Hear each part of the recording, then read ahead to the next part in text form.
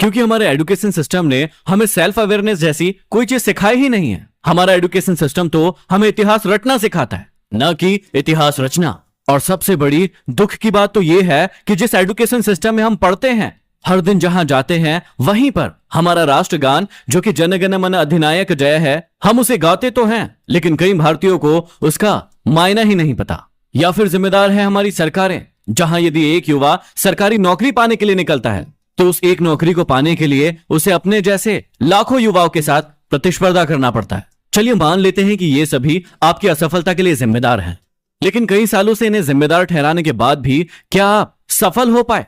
नहीं, बिल्कुल नहीं, और हो भी नहीं पाएंगे। एक 15 से लेकर 30 साल तक का युवा ऐसी कौन सी गलतियां कर रहा है जिसके कारण भारत की आजादी के 72 साल बाद भी हमारा युवा सफल नहीं हो पा रहा है? जब तक आप अपनी कमियों को नहीं पहचानेंगे और उन्हें नहीं सुधारेंगे, तब तक आप जीवन में आगे नहीं बढ़ सकते। तो ऐसी कौन सी कमियां हैं जो आपको आज से ही सुधारनी है? पहली चीज जो आपके जीवन को बर्बाद कर रही है वो है टेक्नोलॉजी का गलत इस्तेमाल। आज कोई भी इंसान अपनी पत्नी, अपने बच्चों और अपने माता पिता से भी ज्यादा समय अपने फोन के साथ गुजारता है। चाहे काम हो या ना हो, वो दिन भर अपने फोन को देखता रहता है। ऐसा क्या है इस फोन में? हर इंसान के फोन में 5 से 6 ऐसे एप्लीकेशन होते हैं जिनमें वो दिन भर लगा रहता है। हर कुछ देर में वो उनको खोलता है, फिर बंद करता है, खोलता है, फिर बंद करता है। उसे ये बात बहुत अच्छे से पता है कि इससे उसका बहुत सारा समय बर्बाद हो रहा है, लेकिन उसके बाद भी वो ये करता रहता है। दूसरा सबसे बड़ा कारण है आज के युवाओं का रिलेशनशिप, जो साल में मौसम की तरह कई बार बदलता है।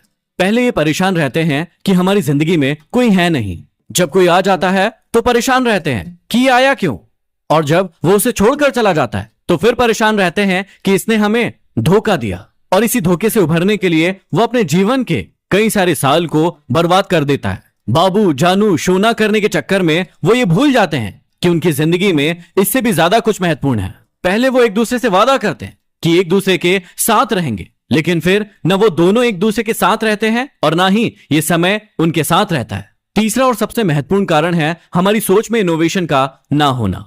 आज हम भारतीय बहुत ही फक्र के साथ कहते हैं, और होना भी चाहिए, कि हमारे सुंदर पिचाई गूगल के सीईओ है, सत्य नडेला माइक्रोसॉफ्ट के सीईओ है, इंदिरा नूई पेप्सिको के सीईओ है, और ऐसे ही बहुत सारे भारतीय विदेशी कंपनियों के लिए बहुत अच्छा कर रहे हैं। लेकिन आज हमें और हमारे देश को इस बात की जरूरत है कि हम ऐसी कंपनियों में नौकरी करने की बजाय ऐसी कंपनियां खुद खड़ी करें।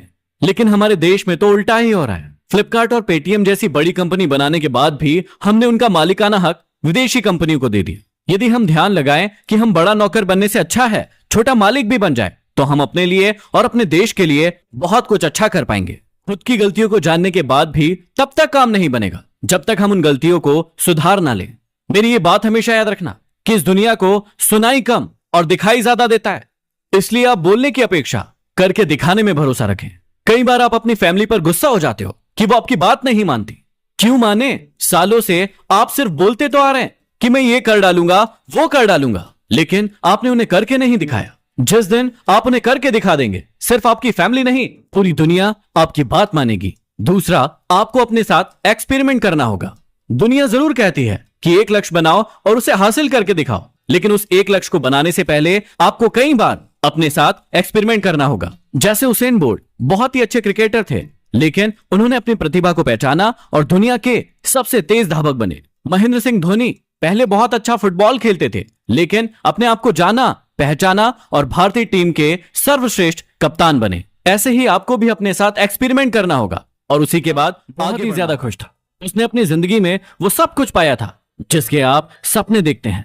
लेकिन कहते हैं ना कि यदि सूरज उगा है तो ढलेगा भी, यदि घड़ी में दोनों कांटे ऊपर है तो दोनों कांटे नीचे भी आएंगे। उस लड़के के साथ भी यही हुआ। धीरे धीरे उसकी कंपनी लॉस में जाने लगी। जहां करोड़ों का प्रॉफिट बना रही थी, वहीं पर करोड़ों का नुकसान होने लगा। जो लोग उसका साथ देते थे वही लोग उसका साथ छोड़कर जाने लगे। उसे बहुत दुख हो रहा था, पर सबसे बड़ा दुख इस बात का हो रहा था कि जब वो सुबह समुद्र के किनारे घूमने जाता, उसे वो पैरों के निशान नहीं दिखाई दे रहे थे। इसका मतलब भगवान उसके साथ नहीं थे। वो लड़का बहुत ज्यादा दुखी था, बहुत ज्यादा परेशान था और सोच रहा था कि जब अच्छा समय था तब तो भगवान मेरे साथ थे, लेकिन जब मेरा बुरा समय आया तो भगवान ने भी मेरा साथ छोड़ दिया और मेरे अपने भी मुझे छोड़कर चले गए। और वो बहुत दुखी हुआ, लेकिन उसने हार नहीं मानी। उसने हिम्मत रखी और जो भी चीजें जो भी चीजें ईश्वर ने उसे सिखाई थी, उन चीजों को, उन बातों को उस लड़के ने फॉलो किया और फिर से मेहनत करना शुरू किया। फिर क्या था, थोड़े दिन के बाद फिर से उसकी कंपनी खड़ी हो गई।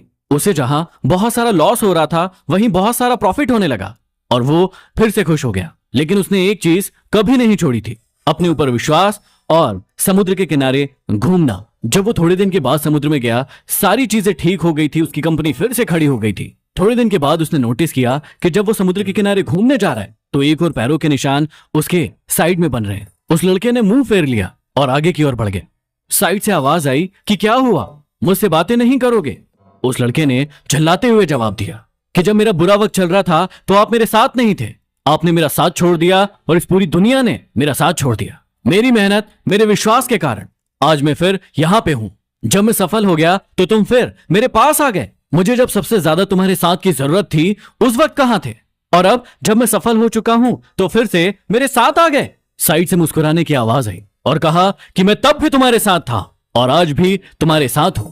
लड़का थोड़ा सा झल्ला गया और कहने लगा कि यदि तुम साथ थे तो जब साथ होते थे तो एक और पैरों के निशान मुझे साइड में दिखाई देते थे, लेकिन जब मेरे ऊपर मुसीबत आई, जब मेरे ऊपर संकट आया तो मुझे कोई पैरों के निशान दिखाई नहीं दिए। तुमने मेरा साथ छोड़ दिया था। बाजू से फिर मुस्कुराने की आवाज आई और कहा कि मैं तुम्हारी मुसीबत के समय भी तुम्हारे साथ ही था। जब तुम सफल थे तो तुम्हें 2 पैरों के निशान दिखाई देते थे क्योंकि मैं तुम्हारे बाजू में चलता था, लेकिन जैसे ही तुम्हारे ऊपर मुसीबत आई, तुम्हें 1 पैरों के निशान दिखने लगे क्योंकि मैंने तुम्हें अपनी गोदी में उठा लिया था। और इसीलिए तुम्हें जो पैरों के निशान दिख रहे थे वो तुम्हारे नहीं, वो मेरे थे। इसलिए हमें हमेशा याद रखना चाहिए कि किसी भी परिस्थिति में वो ईश्वर, वो मालिक हमारा कभी साथ नहीं छोड़ते। हम उन पर विश्वास करें या ना करें, हम उनकी भक्ति करें या ना करें, वो हमेशा हमारे साथ है। इसलिए मेरी इस बात को हमेशा याद रखना।